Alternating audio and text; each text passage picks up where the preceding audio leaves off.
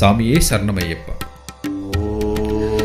நீங்க சபரிமலை தரிசனம் செய்யும் போது பார்க்க வேண்டிய முக்கியமான இடம் வாவர் சாமி தர்கா. இங்குதான் வாவர் சாமி சமாதி அமைந்துள்ளது. வாவர் சாமி தர்காவோட சிறப்பம்சம் என்னன்னா, எருமேலிப்பேட்டை ஐயப்பன் ஆலயம் வாவர் சாமி தர்காவும் பக்கத்துல தான் இருக்கு.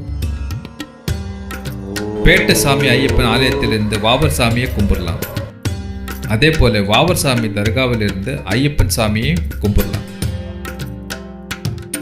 இரண்டுமே அக்கம் பக்கம் தான் இருக்கு.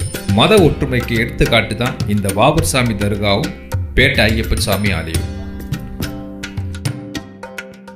அதனாலதான் சபரிமலைக்கு வருகிற அனைத்து பக்தர்களும் சாமி ஐயப்பனோட நண்பனான வாவர் சாமி தர்காவும் பார்த்து கும்பிட்டு வராங்க.